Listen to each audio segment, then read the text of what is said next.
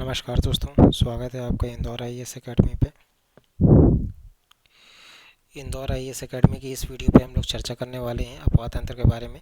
जैसा कि अभी हम लोग डिस्कस कर रहे थे पिछले कुछ वीडियोस पे चंबल नदी तंत्र के बारे में, सिंधु बेतवा और टोंस नदी के बारे में भी डिस्कस किए थे। सोन नदी का भी हम लोगों ने चर्चा कर चुका है। जो भी हमारे चैनल पर नए हैं प्लीज़ प्लेलिस्ट को फॉलो कीजिए और उन वीडियोज़ को भी आप देख सकते हैं ताकि आपको क्रोनोलॉजी पर दिक्कत ना आए और आपके पूरे कॉन्सेप्ट क्लियर रहें।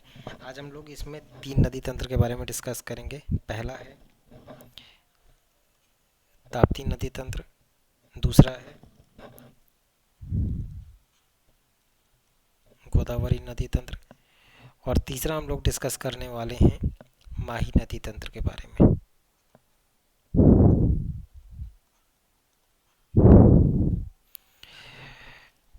ठीक है, तो चलिए सबसे पहले बिना समय गवाए हम लोग बात करते हैं ताप्ती नदी तंत्र के बारे में। तो ये है ताप्ती नदी तंत्र का पूरा मैप और इस मैप में यहाँ पर आप देख सकते हैं कि ताप्ती नदी बैतूल के मुल्ताई शहर से निकलती है और मुल्ताई शहर से और गिरती है जाकर के खंबात की खाड़ी में। खंबात की खाड़ी में जाकर के ये क्या है, एस्चुरी बनाती है। अगर क्वेश्चन आता है कि कौन सी नदियाँ एस्चुरी बनाती हैं तो वो है ताप्ती नदी और नर्मदा नदी। याद रखिएगा, यूपीएससी लेवल तक का बहुत इंपॉर्टेंट क्वेश्चन है कि कौन सी दो नदियां हैं एस्चुरी बनाती हैं और डेल्टा नहीं बनाती।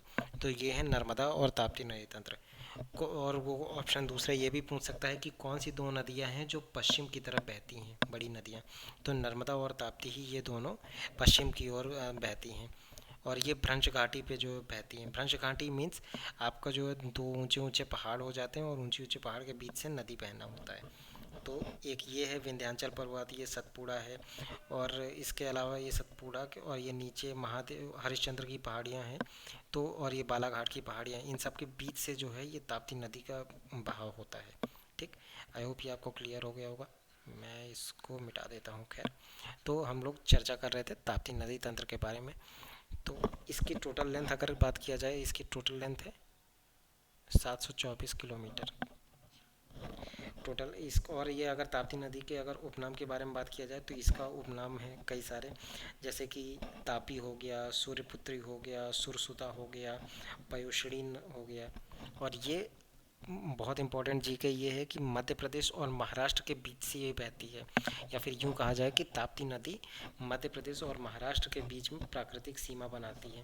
इसका अपवाद क्षेत्र की बात करते हैं तो इसका अपवाद क्षेत्र 64,874 वर्ग किलोमीटर तक का है और अपवाह तंत्र के अनुगामी अपवाह तंत्र हैं ये। ठीक, सहायक नदियां हैं, कई सारी सहायक नदी है, जैसे कि पूना नदी हो गया, गिरना नदी, बोरी बोरी तो अभ्यारण्य बोरी नदी भी बहती है यहाँ पर, और अमरावती नदी, पंजारा नदी, कई सारी नदियाँ हैं। और डैम की बात किया जाए तो कई सारे फेमस डैम है, जिसमें एक मोस्ट इम्पॉर्टेंट डैम है, एक उकाई परियोजना चलती है। उकाई परियोजना में उकाई बांध है और हटनूर बांध भी बना हुआ है इसमें। सवाली बंदरगाह भी यहाँ पर अवेलेबल है, अभी नया नया बना है। ये गुजरात के पास पड़ेगा आपका सवाली बंदरगाह। ठीक है, टापुओं की बात की जाए तो सबसे ज़्यादा टापू, जितने भी नदियाँ हैं तो सभी नदियों में सबसे ज़्यादा टापू मध्य प्रदेश में ये इसी ताप्ती नदी पे ही पाए जाते हैं। ठीक, ये बहुत इंपॉर्टेंट जी के एक दो बार अभी व्यापम में पूछ चुका है, इसको याद रखिएगा। तो आई होप ताप्ती नदी के सारा जी के आपको क्लियर हो गया होगा। अपन बात करते हैं अब नेक्स्ट नदी तंत्र के बारे में। तो ये है गोदावरी नदी तंत्र, जो कि ये मध्य प्रदेश में कुछ नदियां हैं, जैसे कि वर्धा नदी है, वेनगंगा नदी है और ये सब जो है थावर परियोजना भी चल रही है। तो कई सारी नदियां मिल करके अभी जो है ये वर्धा और वेनगंगा मिल करके प्राणहिता नदी बनाती हैं। ठीक है, तो इस तरह से तो हम लोग स्टार्टिंग से शुरू करते हैं। तो गोदावरी नदी नासिक से निकलती है, नासिक ज़िले के त्रयंबकेश्वर से निकलती है और इसका वैसे तो बहुत बड़ी नदी है। ये दक्षिण भारत की गंगा इसको कहा जाता है, या सॉरी दक्षिण गंगा कहा जाता है। दक्षिण भारत की गंगा आपको जो है ये कावेरी नदी को कहा जाता है। ये गोदावरी नदी का अपवाद क्षेत्र की बात किया जाए तो मध्य प्रदेश में 633 वर्ग किलोमीटर का अपवाद क्षेत्र है गोदावरी नदी का टोटल। अब यहाँ पर जो है वेनगंगा की बात किया जाए तो ये वेनगंगा नदी ये यहाँ से देखिए निकल रही है। ठीक, तो इसके उद्गम की बात किया जाए तो उद्गम ये मंडला डिस्ट्रिक्ट मुंडो सॉरी सिवनी जिले के मुंडवारा नाम के तहसील में पड़ता है। और अगर पर्वत में बात किया जाए तो पारसगवाड़ा पठार पे से ये निकला करती है। और समापन की बात किया जाए तो गोदावरी नदी पे समाप्त होती है। वेनगंगा और वर्धा नदी इन दोनों के संगम को प्राणहिता कहा जाता है, याद रखिएगा। वेनगंगा की अगर टोटल लेंथ की बात किया जाए तो 570 किलोमीटर की इसकी टोटल लेंथ है। इसके अलावा भीमागढ़ बांध, जिसका दूसरा नाम है संजय सरोवर बांध, ये एशिया का सबसे बड़ा मिट्टी का बांध है जो कि सिवनी डिस्ट्रिक्ट में पड़ता है। ये यहाँ पर इसका है। बालाघाट शहर इसी के बीच में है। और तूती बांध बालाघाट में मिलेगा। और गांगू जलप्रपात ये भी बालाघाट में ही आपको मिलेगा। और इसी से लिंक होकर के यहाँ पर पेंच नदी आती है। पेंच नदी पेंच नेशनल पार्क के बीच से निकलती है। और पेंच नेशनल पार्क में कहाँ पर, सॉरी पेंच में कहाँ पर, जुन्नार देव से निकलती है। और दूसरा कन्हान नदी सौसर से निकलती है। पेंच और ये कन्हान दोनों को मिल करके लास्ट में फिर पेंच नदी पूरी बनती है और वेनगंगा में जा कर के ये मिल जाती है। पेंच नदी की टोटल लेंथ की बात किया जाए तो ये 274 किलोमीटर की टोटल इसकी लेंथ है। इसमें और कुछ इसकी सहायक नदियां हैं ये कन्हान नदी के अलावा, जैसे कि बावनथड़ी नदी है और कुलबेहरा बांध। और आप लोग एकदम सही गेस कर रहे हैं, बावनथड़ी नदी पे ही बावनथड़ी परियोजना भी चल रही है। ठीक, तो ये पेंच नदी का तो हो गया। और ये कन्हान नदी का ये यहाँ पर जाकर के मिलती है। बात किया जाए वर्धा नदी की तो वर्धा नदी के उद्गम कहाँ से होता है, मुल्ताई शहर से निकलते हैं। मुल्ताई शहर में कहाँ पर, कालीभीत पहाड़ी। जिला की बात किया जाएगा तो बैतूल जिला होता है। और इसका समापन वेनगंगा में जा कर के ये मिल जाती है। ठीक, इतना क्लियर हो गया होगा आई होप। तो इस पूरे नदी का तंत्र के, गोदावरी नदी तंत्र के इतना ही जी के है, इससे ज़्यादा आपको कुछ पूछा भी नहीं जाएगा। ठीक, अपन नेक्स्ट बात करते हैं महानदी के अपवाह तंत्र की।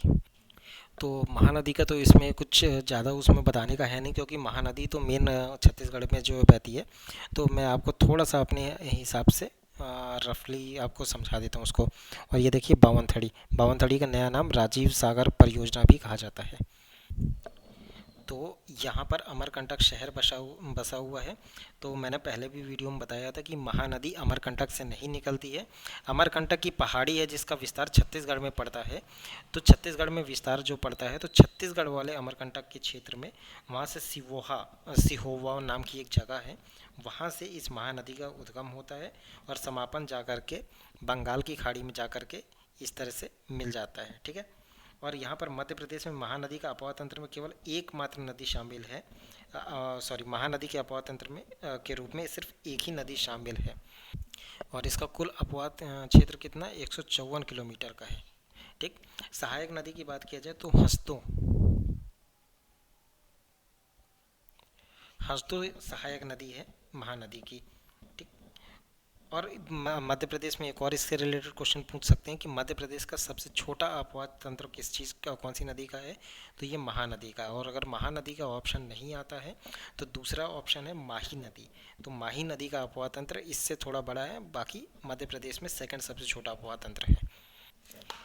तो ये है महानदी जिसका उद्गम होता है मिंडा सरदारपुर में। सरदारपुर कहाँ पर है, धार जिले पे है। और सरदारपुर अभ्यारण्य को ये बीच से जो है दो भागों में विभाजित करती है। ये इकलौती मध्य प्रदेश या फिर भारत की नदी कह लो जो आपको कर्क रेखा कितने डिग्री में आती है, तो 23.5 डिग्री का ये यहाँ पर उत्तरी गोलार्ध पे जो एंगल बनाती है। तो ये कर्क रेखा को दो बार काटती है और ये जा कर के बाद में खंबात की खाड़ी में मिल जाती है। ठीक, टोटल लेंथ की इसकी बात किया जाए तो टोटल लेंथ है 472 किलोमीटर का। सहायक नदियाँ कई सारी हैं, जैसे कि अनस है, जाखम है, सोम, जाप, और इसको पृथ्वी की पुत्री भी कहा जाता है। ठीक, अगर परियोजना की बात किया जाए तो जमनालाल बजाज परियोजना राजस्थान पे इसी नदी पे बनी है। और काड़ना बांध ये गुजरात में है, इसी नदी पे बना हुआ है। और यहाँ पर एक और चीज़ है, ये सोम नदी, जाखम नदी और माही नदी, इन तीनों के संगम में वड़ेश्वर त्रिवेणी संगम भी कहा जाता है। ठीक है। ऐसे ही मैंने एक बनास नदी का, सपो नदी का और तीसरा चंबल नदी का, इन तीनों के संगम में भी ये एक संगम का जो है बताया था कि एक जीके था। आई होप आपको वो क्लियर होगा। अगर नहीं क्लियर है तो जाकर के वीडियो देखिए, और जिसको भी पता है उसका आंसर कमेंट बॉक्स में करिए। मैं उसका रिप्लाई नहीं दूंगा क्योंकि वो ऑलरेडी पढ़ाया जा चुका है।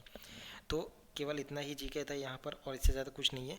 कुछ अन्य नदियों की चर्चा भी मैं कर देता हूँ ताकि इसके बाद फिर सीधे अपन नर्मदा नदी तंत्र के तरफ आगे बढ़ेंगे नेक्स्ट वीडियो पे। तो ये 4 नदियाँ हैं, धसान नदी, कूनो नदी, कुंवारी नदी और कार नदी। धसान नदी का उद्गम है बेगमगंज तहसील का रायसेन जिला है। तो याद रखिएगा, धसान नदी का उद्गम रायसेन जिले से होता है, बेगमगंज तहसील से, और इसका समापन कहाँ होता है? बेतवा नदी पे होता है। कूनो नदी की बात किया जाए तो कूनो नदी के उद्गम शिवपुरी पठार से होता है और ये चंबल नदी में जाके मिल जाती है। कूनो वन्यजीव अभ्यारण्य इसी नदी पे है।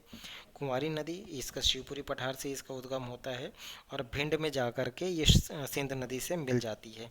गार नदी का उद्गम लखनादौन क्षेत्र से होता है, ये लखनादौन सिवनी डिस्ट्रिक्ट में पड़ता है और जाके बाद में नर्मदा नदी पे मिल जाती है।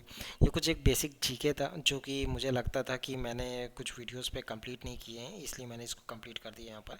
ठीक है, और अपने दोस्तों से आप इस वीडियो को ज़रूर शेयर कीजिए, मैं यही रिक्वेस्ट करूँगा ताकि मुझे और मोटिवेशन मिले और भी वीडियोज़ बनाने के लिए। फ़िलहाल आप चैनल को सब्सक्राइब कीजिए, खुद भी वीडियो को लाइक कीजिए और अपने भी नॉलेज अपनी बढ़ाइए। तब तक के लिए धन्यवाद। Have a nice day.